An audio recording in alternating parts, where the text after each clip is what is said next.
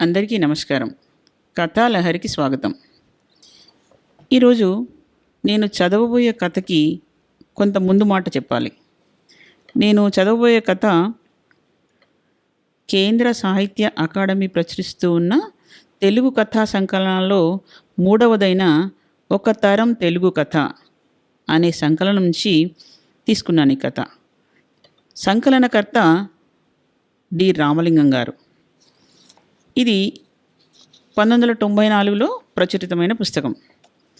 ఇందులో నుండి ప్రముఖ రచయిత్రి షీలా సుభద్రాదేవి గారు రచించిన దేవుడు బండ అనే కథతో మీ ముందుకు వస్తున్నాను.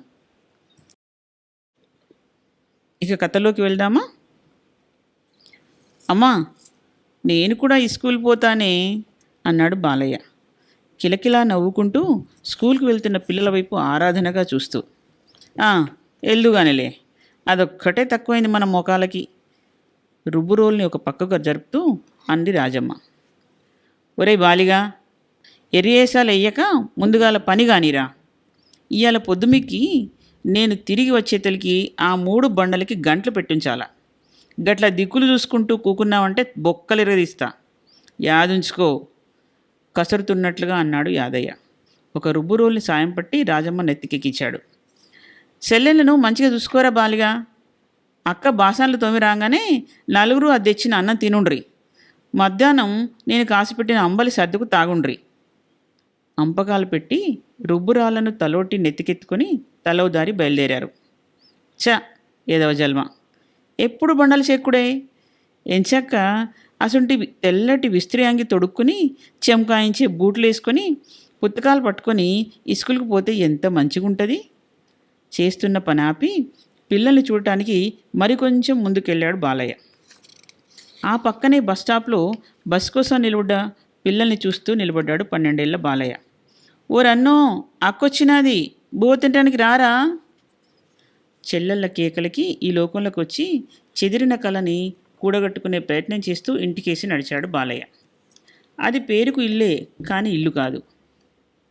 4 పక్కల 4 రాటలు పాతి గోనె పట్టాలు, సినిమా పోస్టర్లు, బ్యానర్ల అట్టముక్కలతో 4 పక్కల్లా గోడల్లాగా పెట్టారు.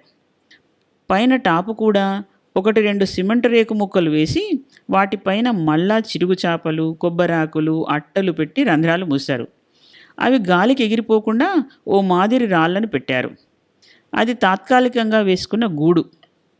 మళ్ళీ రాయి తెచ్చుకోవడానికి వెళ్ళినప్పుడు తీసేసి మరో చోట, మరో ఊళ్ళో మళ్ళీ అదే గూడు కట్టుకుంటారు. వలస పక్షులంటే ఆ మనుషులు కూడా.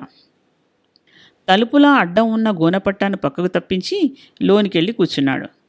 ఉలుకు పలుకు లేకుండా కూర్చున్న తమ్ముణ్ణి ప్రశ్నార్థకంగా చూసింది లచ్చమమ్మ. నలుగురికి సత్తుగిన్నెల్లో తాను తెచ్చిన అన్నాన్ని సర్దుతూ, ఏందిరా బాలిగా, ఇవాళ పనిగిట్ట లేదా ఏంది అంది. పలకలేదు బాలయ్య. పలకవేందిరా, ఏటైంది జర చెప్పరాదు. తమ్ముడి చుబుకం పట్టుకు పైకెత్తింది. అన్న ఇస్కూల్కి పోతానంటే అయ్యా అమ్మ తిట్టిండ్రు, ఒక చెల్లి చెప్పింది. ఇప్పటికీ 10-15 దినాలై దినాము జరిగేటి భాగవతమే గందా, ఈడు ఈ పాట ఇడిసిపెడితేనే లేడు అనుకుంది లచ్చమ్మ.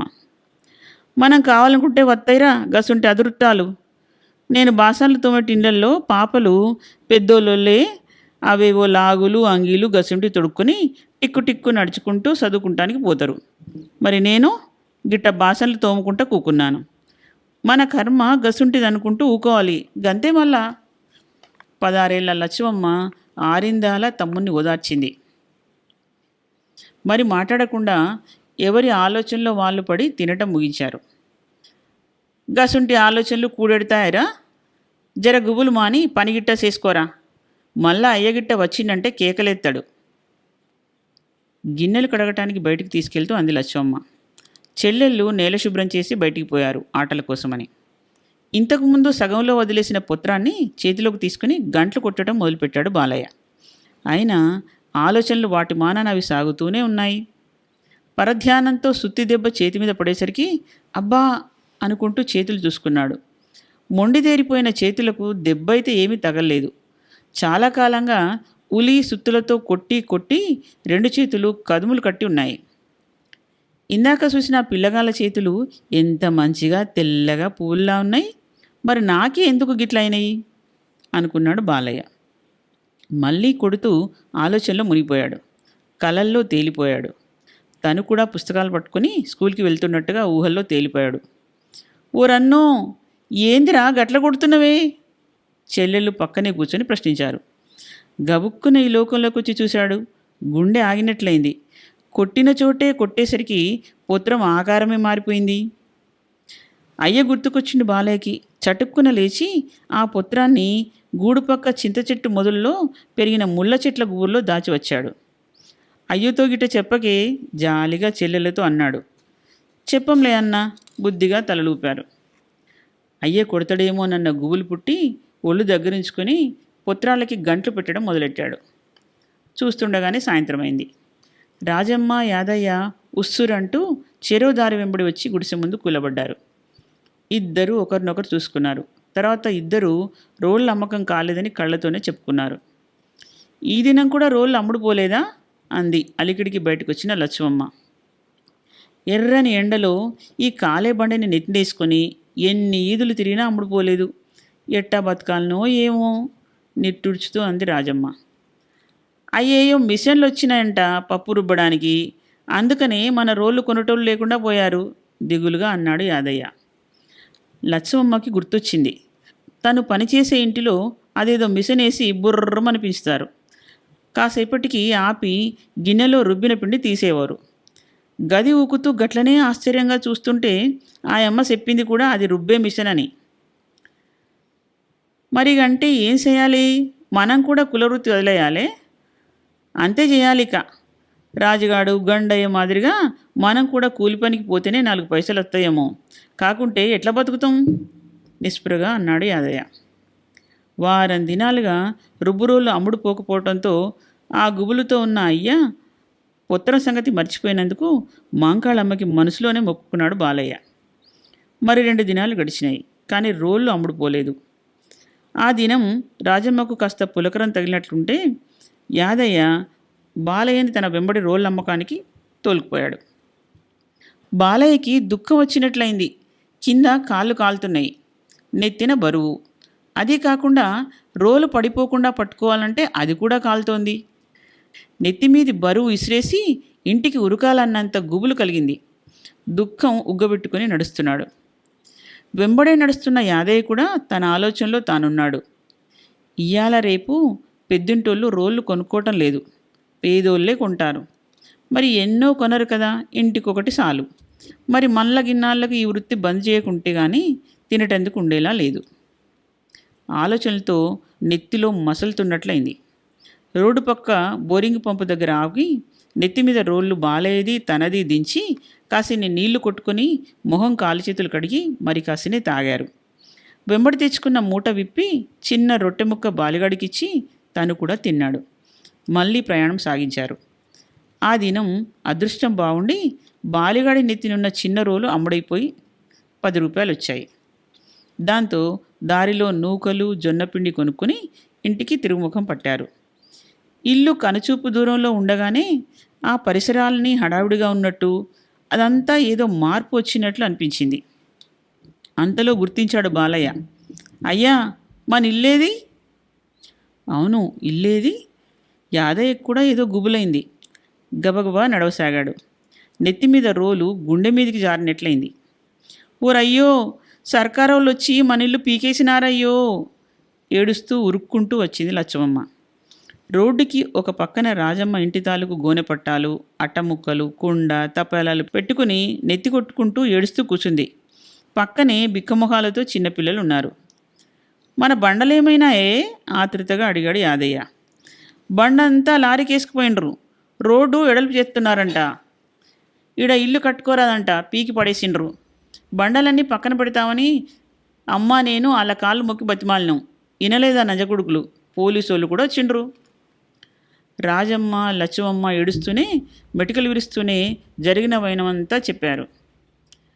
మన వృత్తి వదులుకోవాలనుకున్నాం కదా, అందుకే ఆ దేవుడు గిట్లా చేసిండు. ఇంత జరిగినాక ఏం చేయాలి, ఇక కూలిపనే గతి అనుకున్నాడు యాదయ్య. కానీ మనసులో ఎంతో కష్టపడి తెచ్చుకున్న బండలన్నీ పోయాయన్న గుబులు బండరాయిలా గుండె మీద నొక్కుతూనే ఉంది. ఒకే చోటు నుండి 10-15 మంది కలిసి బండలు తెచ్చుకొని అక్కడ చిన్న చిన్న గుడిసెలు వేసుకొని కొంతకాలంగా పనిచేస్తున్నారు. కానీ క్రమంగా ఈ వృత్తి వల్ల ఇక మనుగడ కష్టమని తేలగానే ఒక్కరొక్కరే వాళ్ళ వాళ్ళ బండలని పునాది రాళ్ళ కింద అమ్మేసుకున్నారు. ఇక్కడి నుండి మకాం ఎత్తేసి బతుకు తెరువు కోసం కూలి పనులు వెతుక్కుంటూ కొందరు, రిక్షా తెక్కుకుంటూ కొందరు తలో దిక్కుపోయారు.